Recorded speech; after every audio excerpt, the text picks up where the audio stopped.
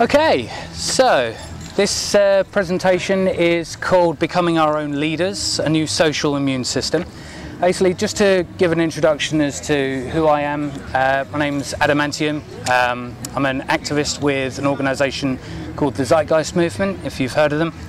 We're basically, it's a grassroots movement that aims to spread information as to how the very inherent logic of the socio-economic model that we live in right now is inherently flawed and inherently unsustainable, because it's built on a fantasy of infinite growth and infinite consumption, but we live on a planet of finite resources.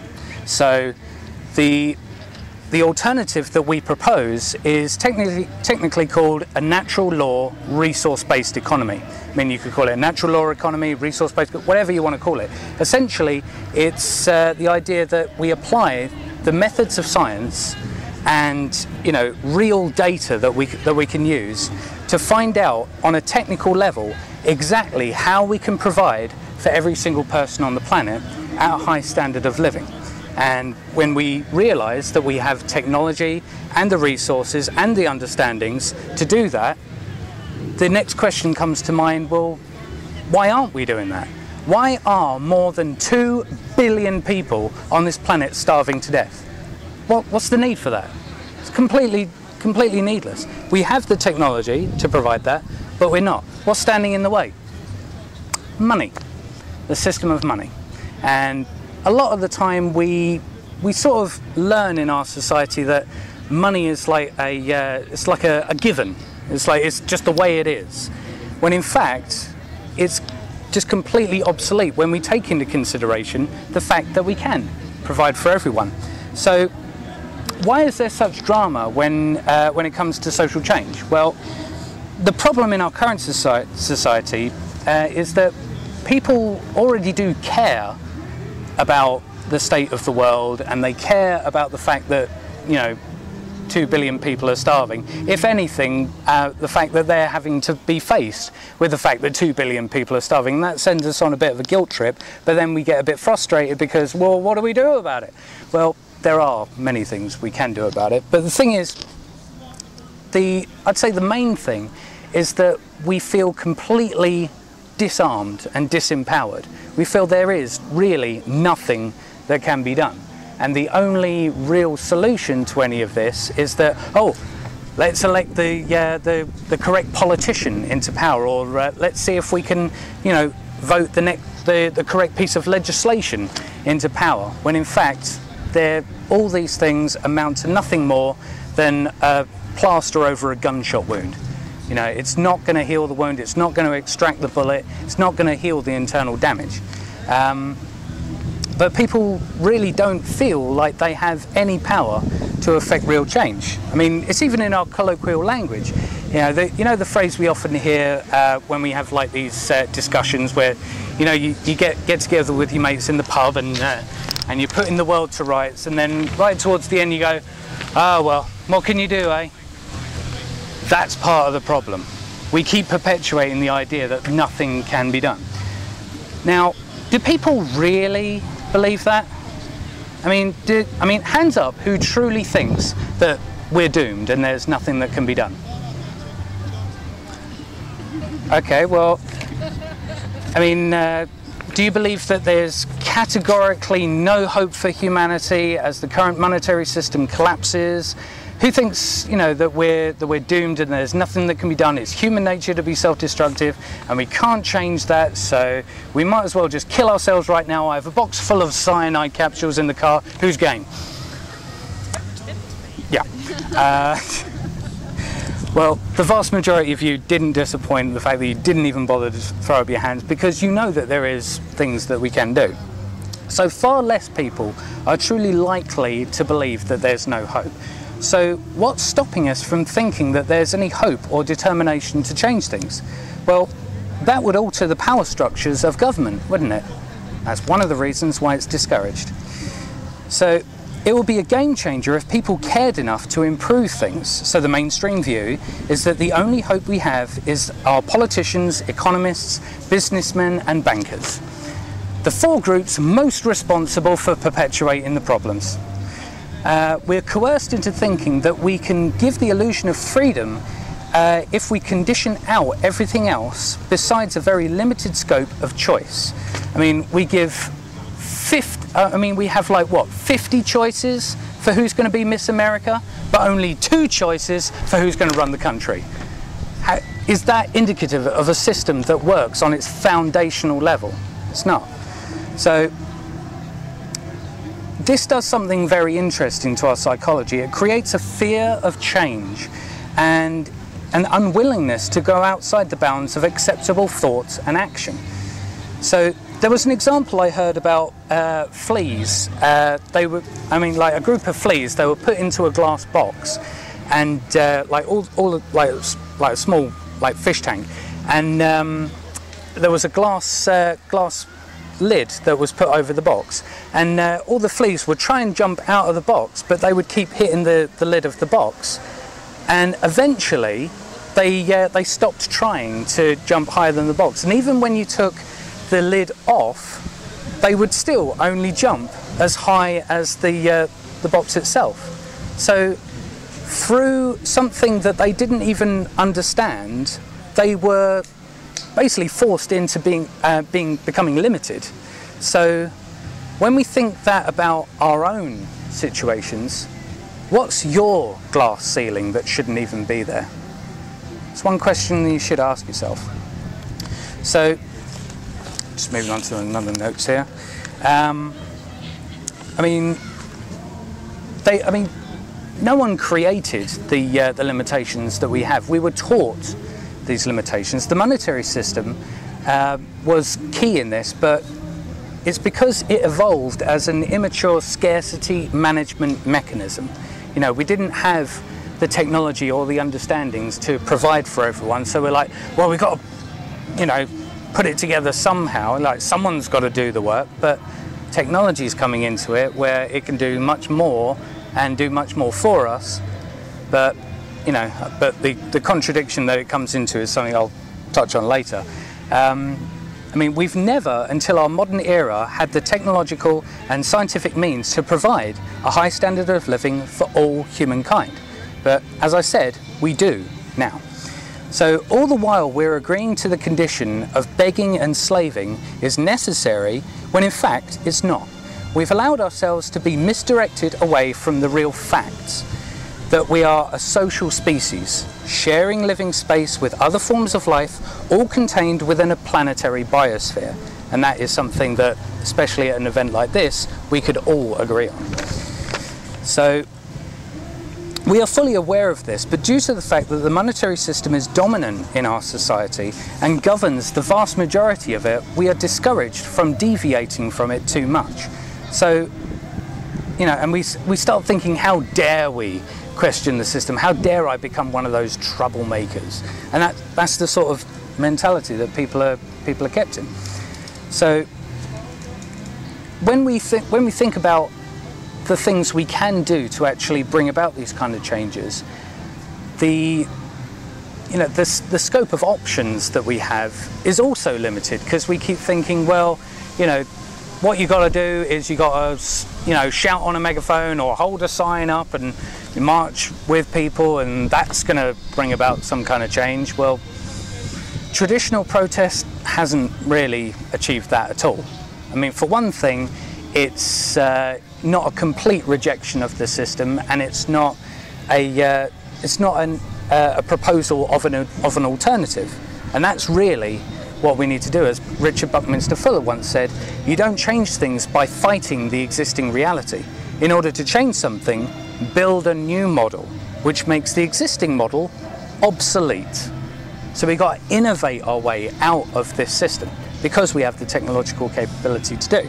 So what this really takes is more than a few people actually willing to stand up to the plate and actually demand change and say, look, we've got alternatives here, why don't we pursue those? Tell people about these kinds of alternatives. Look for yourself. I mean, I myself back when the recession hit in, I think it was like 2006, I think it was, or 2007, I actually started looking for alternatives to the monetary system. And I was even thinking of like emailing Gordon Brown, because he was the Prime Minister at the time. It's like emailing him like the details of my research, like look into this, look into this.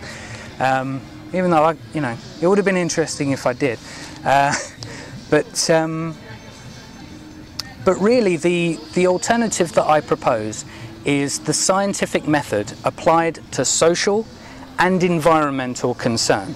So instead of operating things on just subjective and unreliable human opinion that can be tainted by any number of biases, we instead think, okay, what do we actually need? I mean, one example of this is, say for example, 4 people owned a piece of a square piece of land, and each of the people lived in one of the corners of the land, and those people decided to plant an apple tree.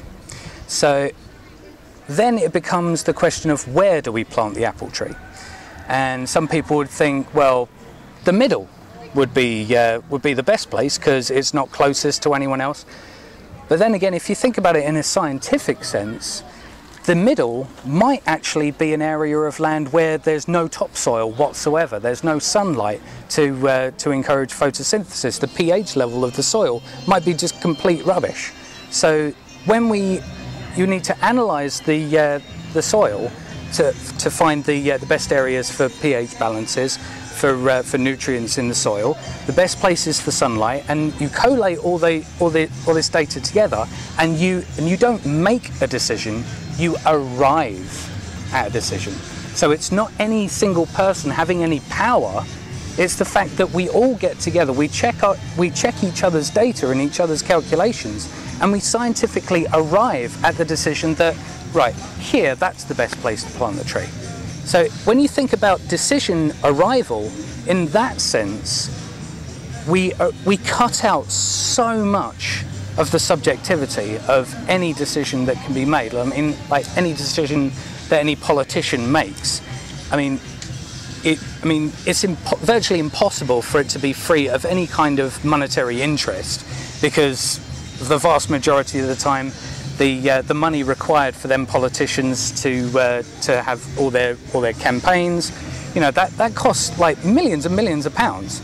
So a lot of the time they turn to other institutions that will fund their campaign in return for them pushing through legislation that will help their business later on down the line. It's like, you scratch my back, I'll scratch yours. So how is that an objective decision? It's not.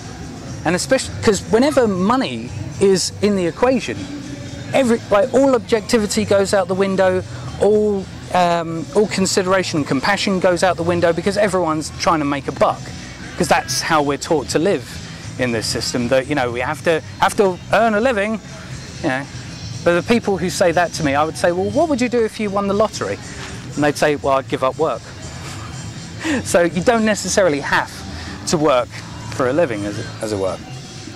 So, I mean, as I've said, we have the technology to provide for everyone. The very idea that we can, that we have, has anyone heard of vertical hydroponic farming? Yeah? That by itself uses, I think, something like 2% of the water that traditional agriculture uses. It's vertical, so the footprint is only about maybe 6 acres, and it's probably on average about 20, maybe even up to like 50 stories high, and that can be completely automated. And that, I mean, my friend Douglas Millett, who's created a company called Cybernated Farm Systems, he calls them salad factories.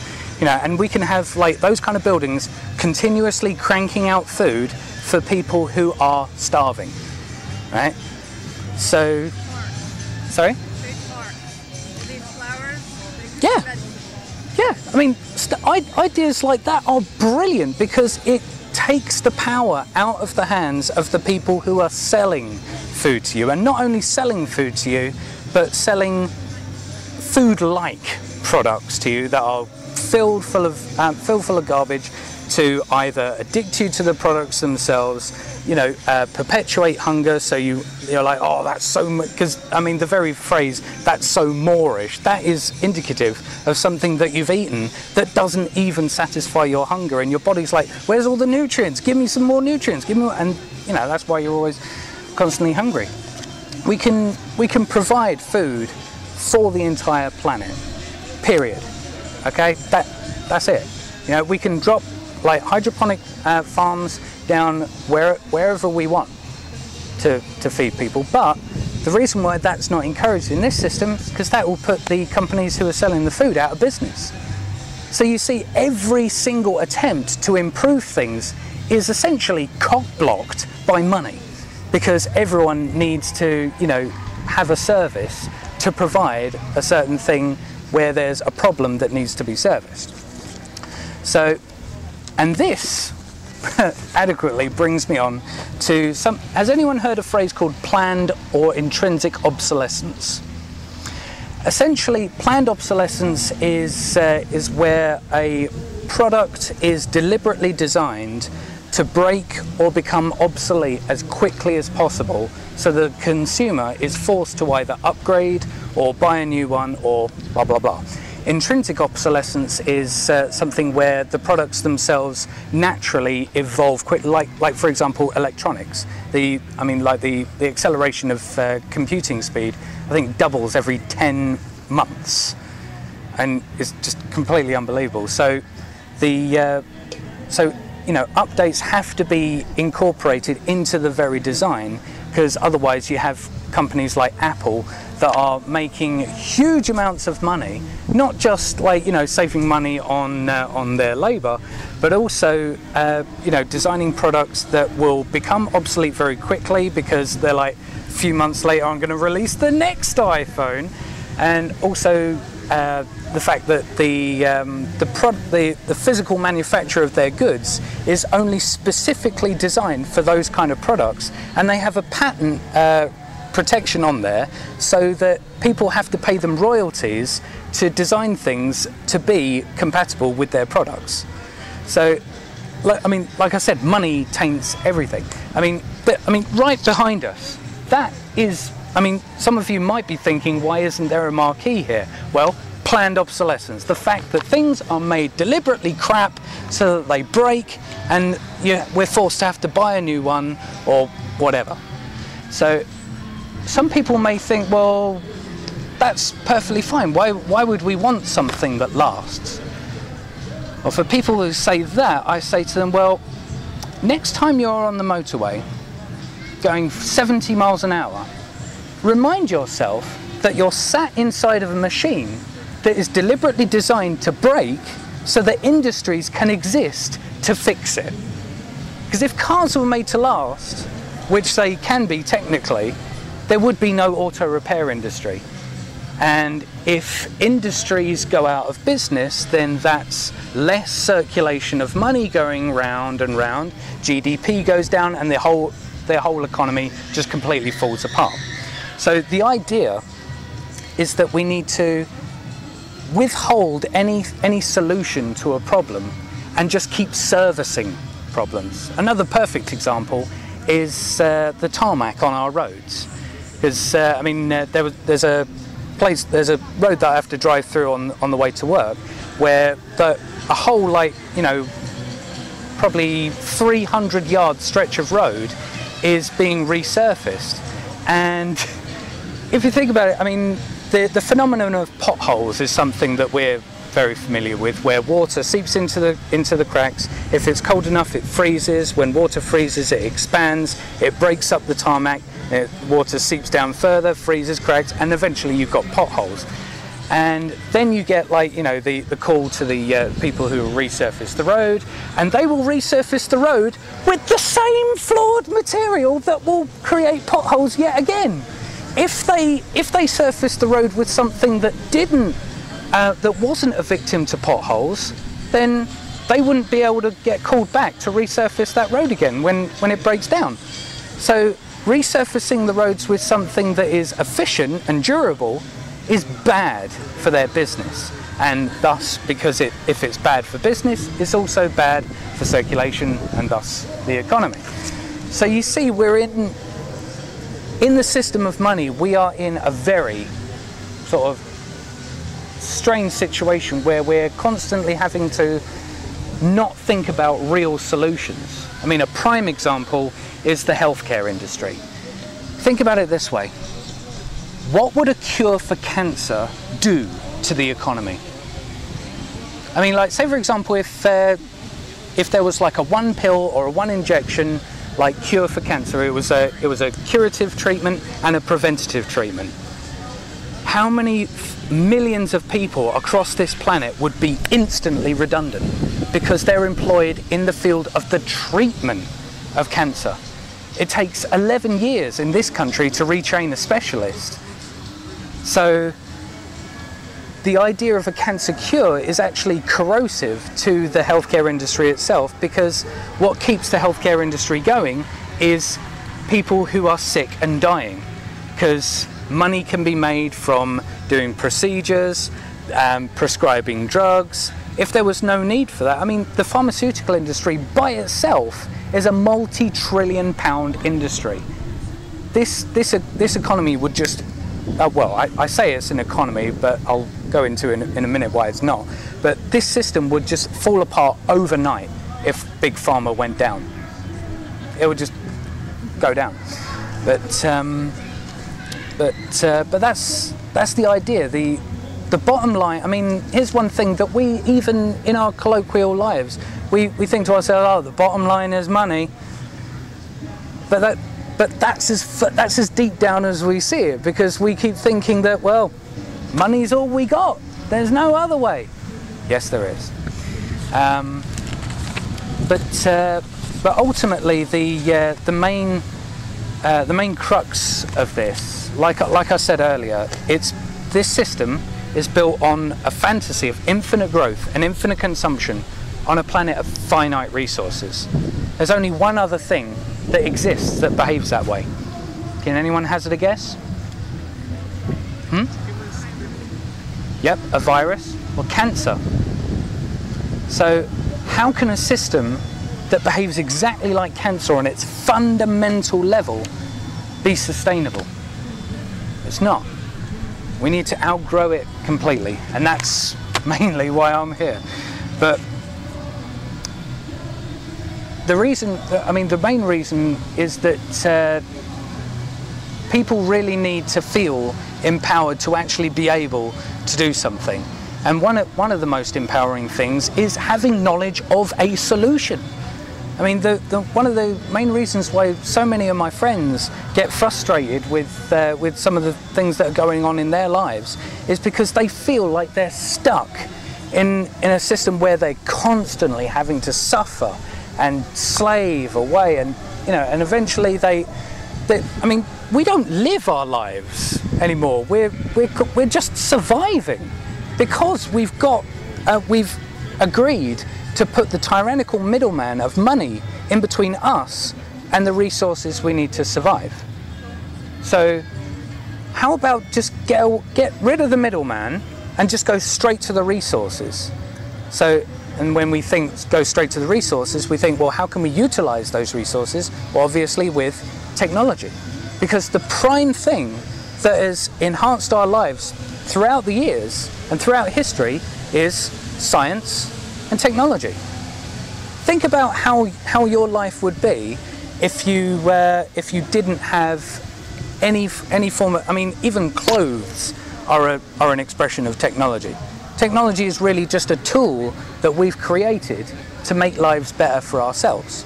So we need to feel empowered to say, right, well, we need to embrace that which raises standard of living and just move away from that which is lowering our standard of living. And just think about all this stress that is in our society because people are having to worry about putting food on the table, clothes on their backs, and food in their bellies. How much of that stress would be decreased when we wouldn't have to worry about money? And this, I mean, this is one of the questions that I ask people every now and then. It's actually mainly a question I ask to checkout girls when I go shopping. I say to them, if you didn't have to worry about money, would you do this job for free? 95% of them just go, no. And then I say, okay, well, what would you make your life's pursuit if you didn't have to worry about money? And then you just see their eyes light up as they sort of like, even if there isn't much time, you see that sort of like twinkle in their eye when they're thinking about their real passions. And then when I go, because sometimes I think to myself, I should really do a sort of push-pull thing where I say, yeah, you should do that. No, we're in a system of money. Get rid of that dreaming. But yeah, the idea is that we do need to feel empowered to these ideas. And really, I mean, I'm sorry for having to read a script, but recently I was reviewing one of my podcasts that I did. And just the conclusion to it was just perfect for what I needed to go into, so I'll just go into it now. It is in fact the activist's job to be a part of the population who are truly fearless. Not fearless in terms of rushing into a burning building to rescue a trapped baby, but I mean fearless in terms of doing what is right, regardless of any pressure that might be hounding you to do the opposite. Not for themselves, but for everyone. Not just everyone alive, but for everyone who will be alive after we're gone. So, not to be dissuaded by the efforts of those who live trapped in fear, who try whatever they possibly can to stop the pyramid from crashing down around their ears, because that's really the fear that's perpetuated. We as a culture have a chronic, and I mean chronic, fear of change, and actually, if you think about it, it's Stockholm Syndrome, isn't it? When you hear people defending the current system, Stockholm Syndrome. But I mean, Peter Joseph, the guy who founded the Zeitgeist movement, he was spot on when he said, we are, as a culture, we are mentally ill because we see as a norm things that are completely destructive, things that are completely out of whack with how we as a species connect with each other, care for each other, and move forward instead of, like, you know, looking out for ourselves. So, I mean, we cling on out of a desperation to a system that we even consciously acknowledge isn't even going to last. I mean, one question that I ask people is, do you see a system of money lasting forever and ever? Hands up who thinks that. Cool, I'm with a good audience, that's good.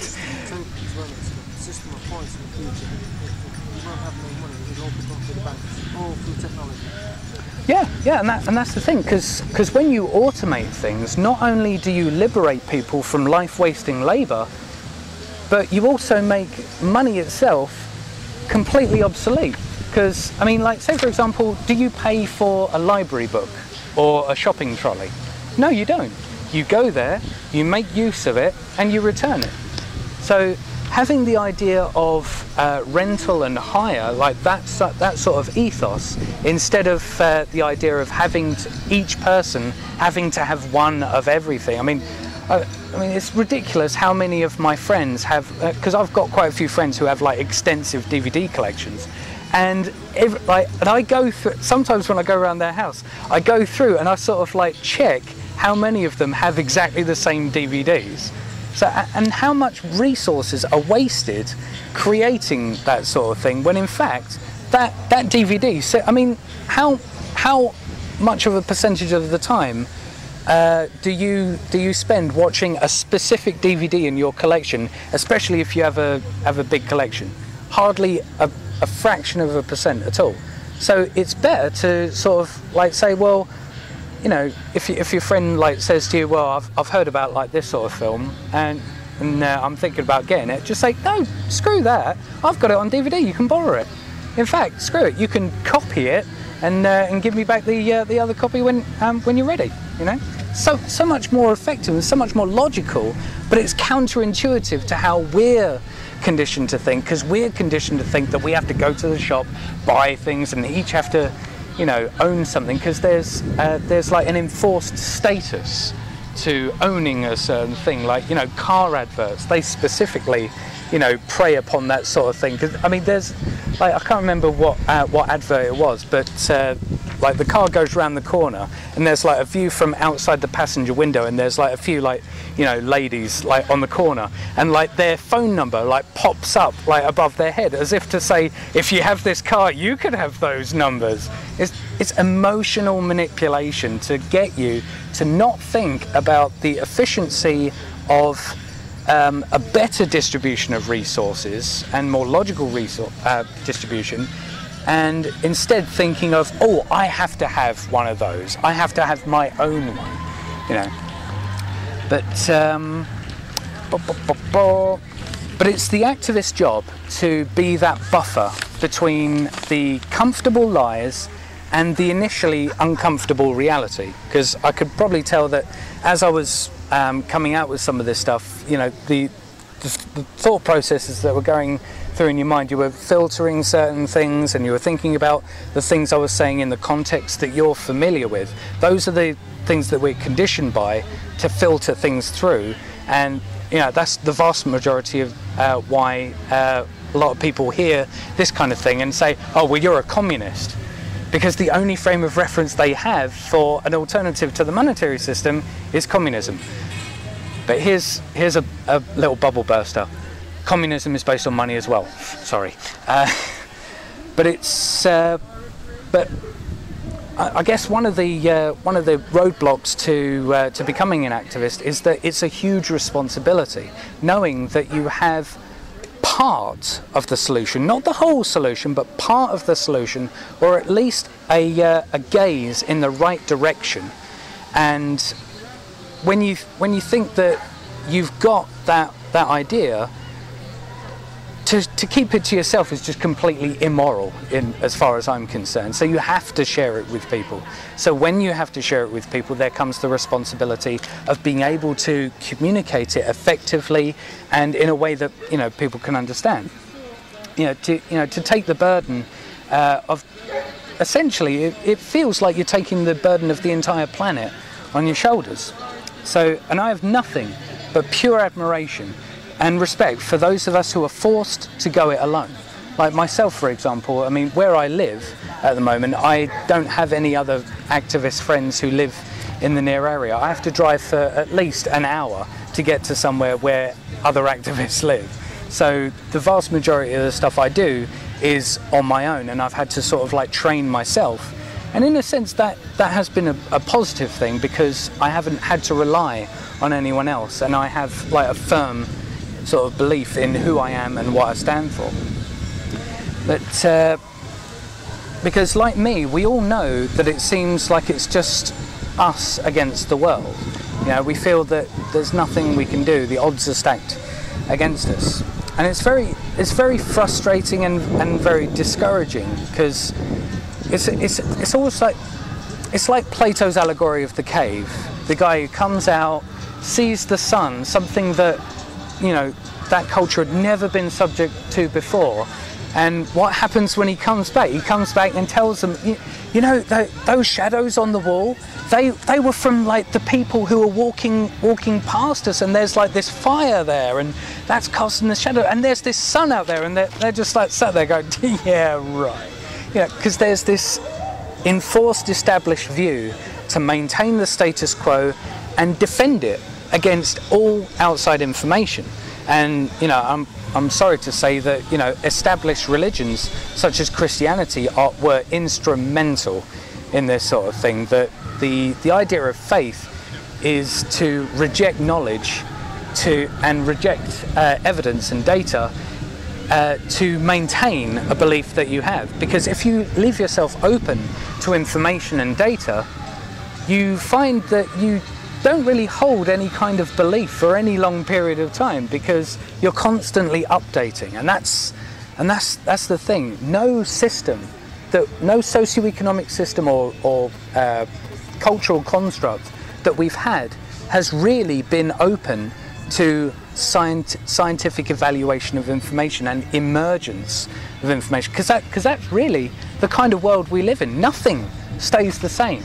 every single one of you is actually a different person from when you first sat down at this talk.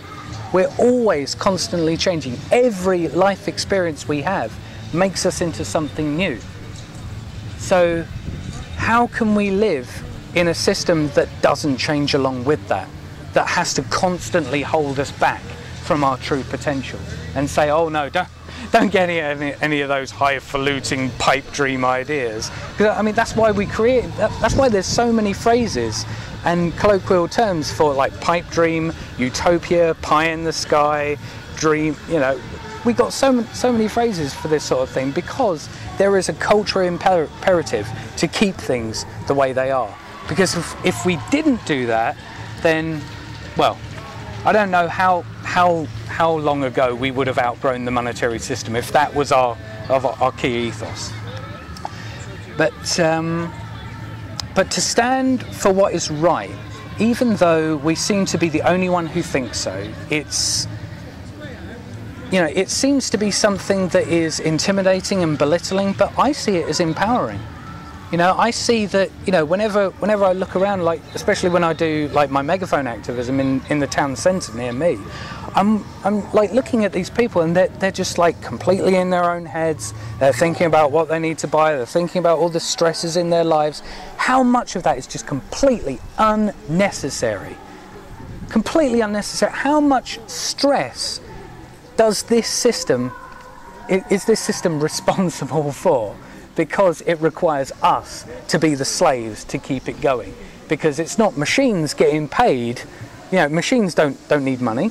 So when we automate something, we eradicate a human being doing that job, and thus that human being doesn't have as much money to keep spending into the system, and thus keep the monetary system going. So, I mean, you can even just dispense completely with any doomsday like theorizing or anything like that, and just focus on the fact that technology is evolving, getting better and better, doing more and more, you know, whether we like it or not. So do we resist against the surge of technology, or do we embrace it and actually say, yeah, this can actually make us, you know, so much better as a species and have so much of a higher standard of living? You know, I mean, that in general social circles, that kind of thing just gets like sort of, yeah, right, sort of thing. And that's the thing. I keep coming back to the idea that this sort of mentality is just completely kicked, ripped, punched, and beaten out of you, especially from school. Because I mean, well, I'm not even going to go into that, but it is us that enables people to be treated fairly when we actually care about what is true and what is effective. Because without us, without activists who cared, the world wouldn't recognise that there's anything wrong with what the inherent logic of the system forces us to do and what behaviours we develop as byproducts. And ultimately, it's up to us to lay the first seeds to influence change. And really, when I say activists, I don't mean people who are willing to go to London to a march or go to anywhere for a march. Anyone who's willing to, like, you know, get on megaphone. I term an activist as a positively intentioned, compassionate human being who wants things to change for the better. That's what I phrase an activist as.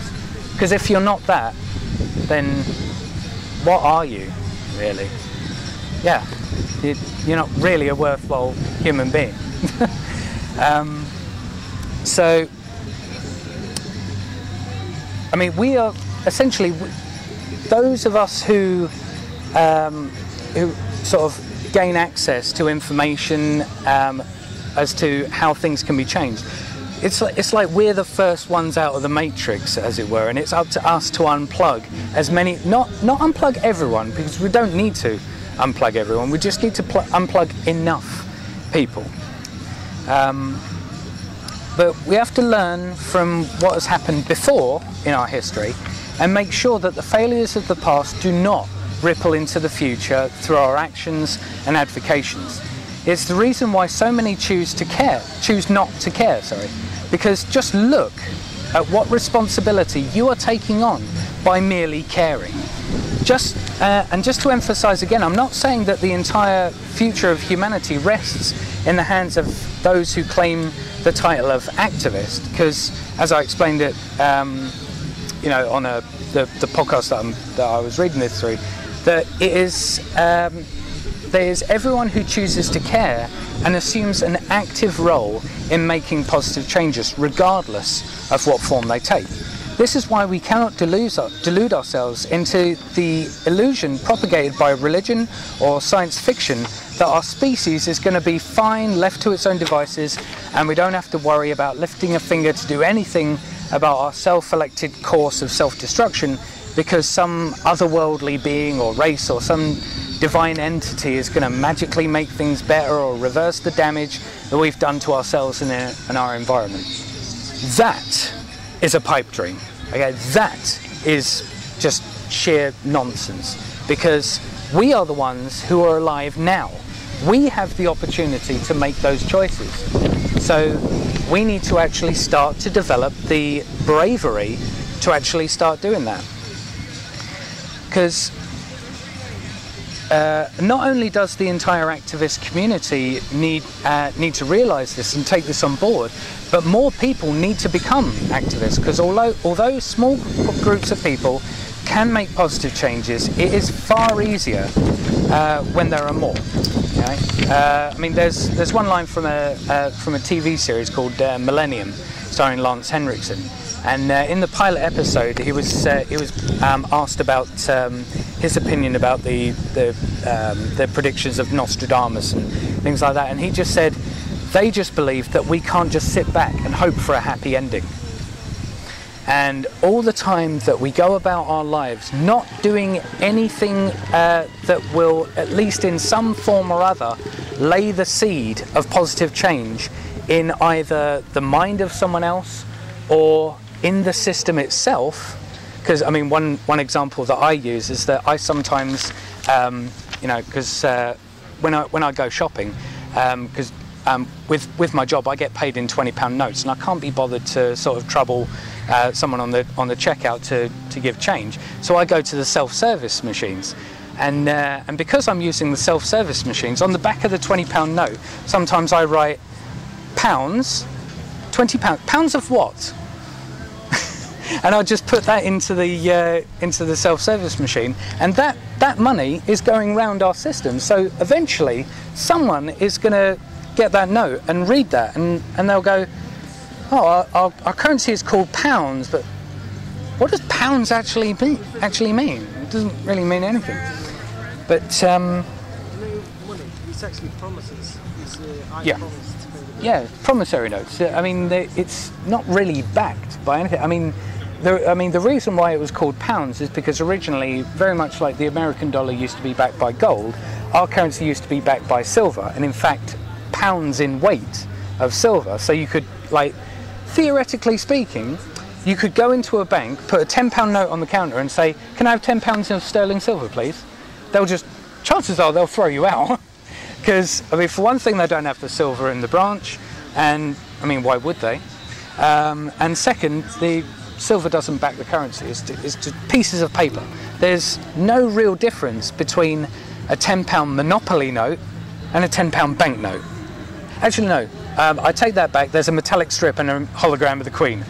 Oh, big deal.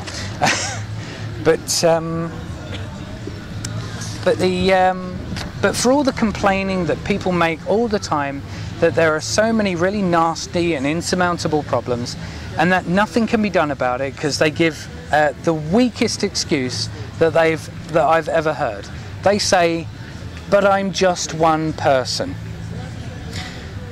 Now that in of itself is just defeatist thinking. But what difference does that make if you're only one person? Are you the only person on the planet? No, of course not. We recognise that we're all here together on this planet, and we must all work together in order to achieve a good result for anything or anyone. So why should social change be any different? So the next time someone says to you, "But I'm just one person," I dare you to sort of challenge them on that. Sort of like, you know, because we're so used to surface level thinking and someone saying something and no one really questioning it, they take that at face value. I challenge you, I dare you, challenge them on that.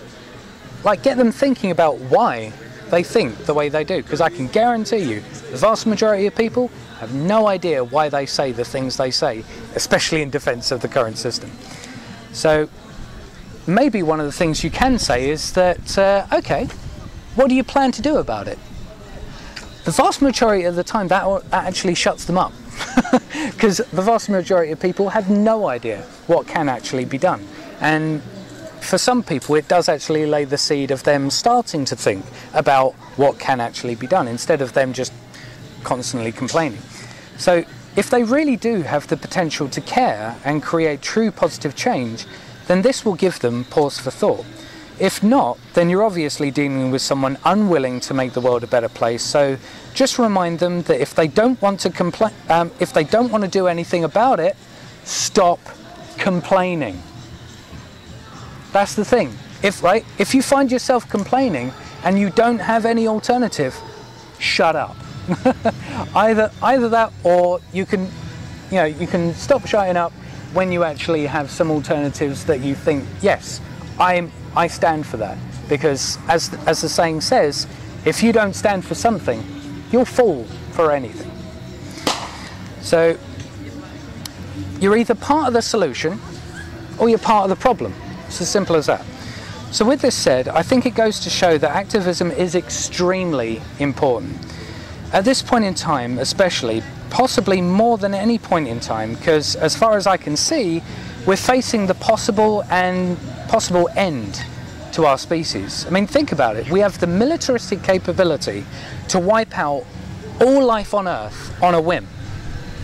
I mean, if you want to really scare yourself, Google nanotech weapons. Yeah, very scary. I mean, that much is, you know, the idea that we can, you know, nuke the planet and, you know, just completely irradiate it, that much is well known, and in fact it's widely feared. You know, that's one of the things that the media tends to peddle, is like, you know, the fear of war. But we're not collectively seeing the desperate need to look at the root causes for what could push that button of ultimate destruction. It's our own arrested development due to the bad values and methods we have devised to manage this world that we live on. So all this is a case of a huge problem of just bad habits that we just keep perpetuating without even realizing. I mean, I don't know how many of it. I mean, have any of you heard like the example of the monkeys that were in the room, and there's a step ladder and a banana on top of the step ladder, and basically, if as soon as one monkey starts to climb the ladder to get to the banana, some sprinklers switch on and just drench all the monkeys, and they all get irate. And then eventually that teaches them not to go up that ladder for the banana. And eventually they start taking out, like, they took one of the monkeys out and put a new monkey in. And completely unfamiliar with the situation, they see the banana at the top and they start climbing up the ladder, and guess what happens? All the monkeys like stop him. They start, like, you know, like physically stopping him from getting up the ladder, because they know what will happen. But because they lack the language capability of communicating exactly what that consequence is, that monkey just realizes, oh, okay, I don't go up that ladder. And eventually you can replace every single monkey to the point that every single monkey is one that wasn't there to begin with, and every single one of them doesn't even bother to go up that ladder, and they have no reason, they have no idea why. You know, it's just the environment that they were brought up in. And that's the scenario we're in at the moment. We're perpetuating behaviours without even realising that that's what we're doing. But we've grown into an improvised and immature framework that we have not stepped back from to see how tangled it's become. But we can just cut out all the ties and start again using the principles we've created which have a provable positive outcome for all life on Earth, and that is the scientific method. And is anyone unfamiliar with the scientific method? A baby knows what the scientific method is. Ooh, what's that? Yeah, try that. That's the scientific method. I mean, putting one foot in front of the other is an exercise in the scientific method, because it's, you know, evaluating feedback from the environment, and that teaches you that putting one foot in front of the other enables you to walk. That is it. I mean, and really, the scientific method is really, I challenge anyone to come up with a method of arriving at decisions that is better than the scientific method.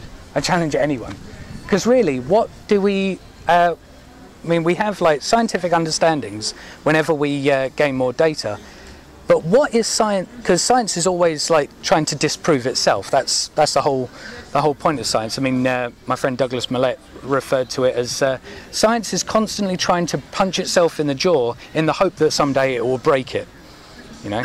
And it's constantly trying to disprove itself. And what is scientific understandings disproved by? More science. So, where was I?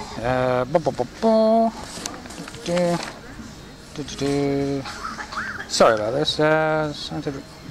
And so if we use the scientific method to consider how best we can manage society itself, provide for society, as at the same time as respecting the environment instead of polluting it, because there are technological ways to provide for people without polluting. That's the train of thought that we engage, and use that to orientate the sustainability of life on Earth as a whole. It's about time we took that brave step into the unknown. So really, the reason why any kind of activist does what they do is really to inspire other people to seek their own path, and not to try and like tell people or teach people what to think, but really it's how to think, because it's teaching people what to think that has got us, one of the things that's got us in this mess to begin with, you know. But and I guess an approach to activism that I've started to engage in recently. It's actually one thing that I've been learning from a pickup course that I've been researching, and it's the idea of the alpha personality. I mean, we generally know that in terms of the alpha male, and in terms of an environment of scarcity, an alpha male is the one who has dominance over everyone else. But when you take the alpha mindset and put it into the mind of someone who doesn't need to fight to survive, doesn't need to hoard things, because we live in a world where we have an access abundance of the necessities of life, then the alpha becomes a true leader. You know, that's really what a leader is about. I mean, a leader doesn't create followers. A leader creates more leaders. Because really, being an alpha male, as it were, it's not about, you know, bravado or, you know, hostility or anything like that. It's really about being centered in who you really are, knowing what your values are, knowing what you believe in, knowing where you're going, feeling secure in yourself. And when you have that radiates out to people, you know. I mean, and also, you know, when this applies to pickup, these are the men who appear as naturals with women, because they're comfortable in their own skin, and you know, and they're people that are completely unshakable. So when we apply that sort of principle to activism, especially with the stuff that I do, because basically one of the things that I do is I go out into the middle of a town centre on a Saturday afternoon. I start at midday, and I basically talk about different things on a megaphone. And if I wasn't secure in myself, then I wouldn't be able to do that.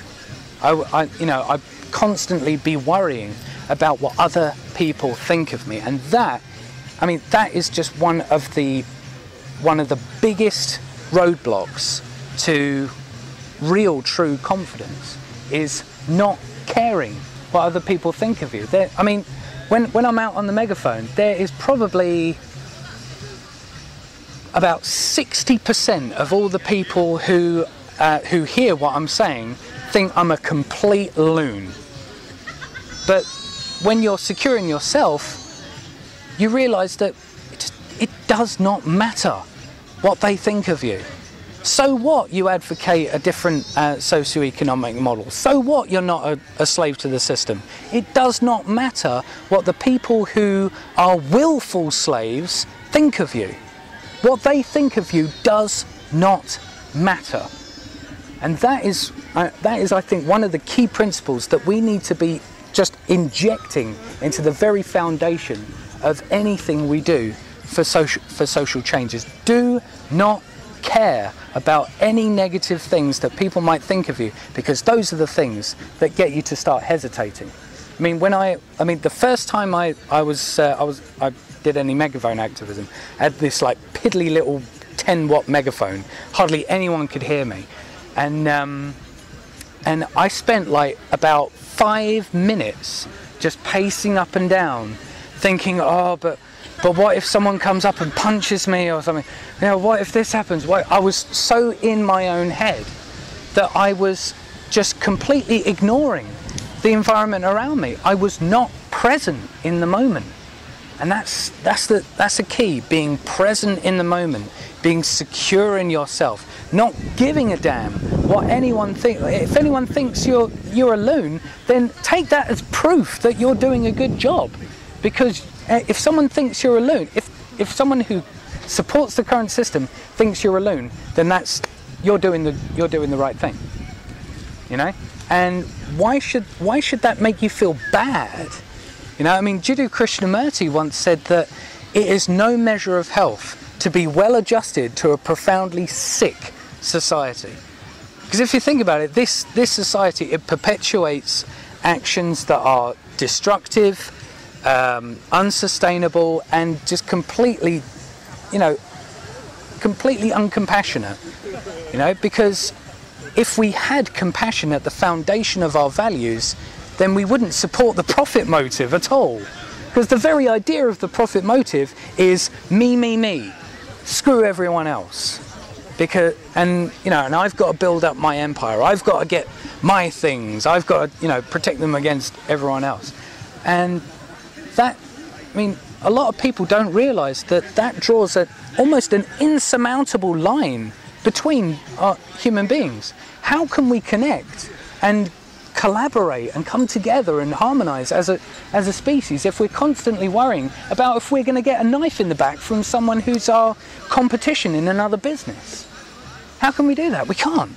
So we have to embrace the things that are truly beneficial for all humankind and outgrow the things that really don't serve any real purpose.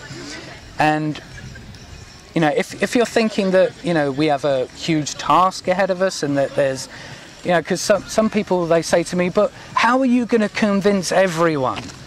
Well, you don't have to convince everyone. And in fact, there was an article published in and this is something you can look up yourself. It was a journal called Physical Review E. It was back in July 2011. And there was an article called Social Consensus Through the Influence of Committed Minorities. And what they found is that the percentage of a population required to make a belief suddenly become a dominant majority for the population, guess how much of a percentage of a population would be required to do that? Any guesses? 30%. Interesting. 20%? It's close, it's only 10%. So imagine if only 10% of the global population, or even just 10% of the UK population, had the idea that maybe we should hear out a resource-based economy. If only 10% thought like that, then boom, it would suddenly, it's like it's called the 100th monkey effect, where it's suddenly the tipping point where an idea just becomes the dominant majority. So and you know, and the example I use when people say, but you have to convince everyone, I say, does a virus have to invade every single cell in your body in order to kill you? No. It only needs to invade a very small amount just to compromise vital systems. Like, say for example, just a blood clot travelling to your brain, that will kill you within seconds. And that's only a very tiny thing in comparison to the whole human body itself. So there's this illusion that we have to convert everyone, when in fact we don't, because ideas are viral, you know. But yeah, how we do this is adopting more of an alpha mentality when it comes to this thing. Instead, you know, just disregard the idea of, like, you know, the alpha male among the lion pride, because a lion pride exists within scarcity. They don't have enough to go around, so they have to fight and, you know, stratify and hoard in order to be able to survive. We, on the other hand, don't live in that condition. We have the technology to provide for everyone. So having an alpha mentality is beneficial.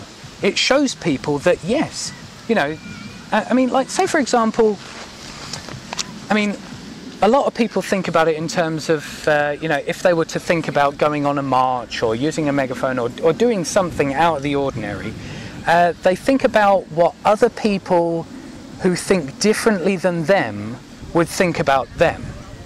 But if you're a person who values the action of influencing positive change, when you see another person getting out there and being themselves and being secure in themselves and really just killing it, just really like even if like they're on a megaphone and they're like really on a roll, they're really putting out these good points.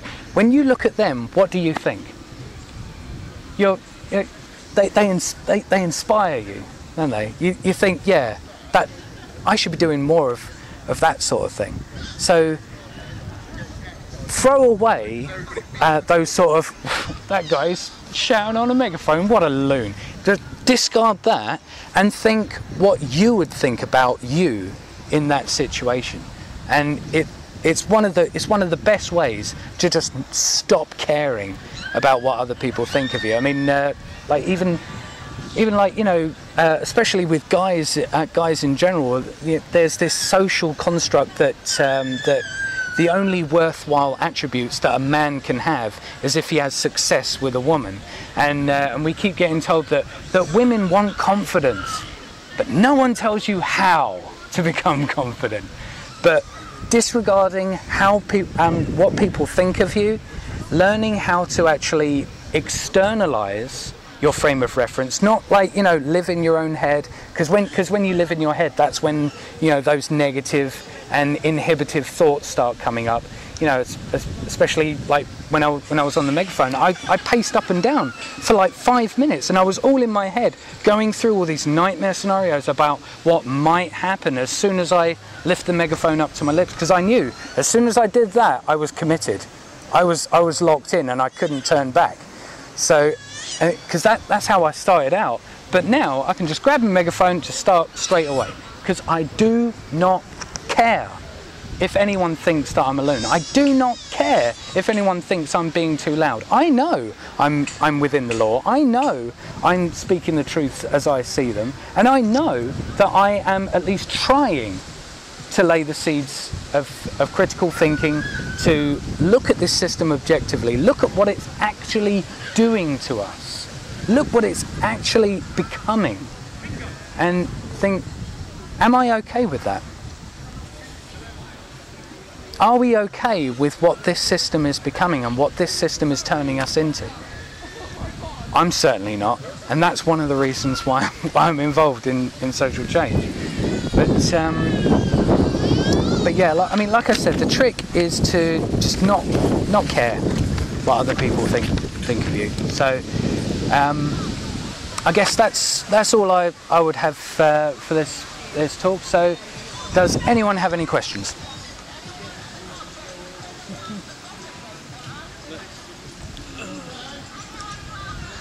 No?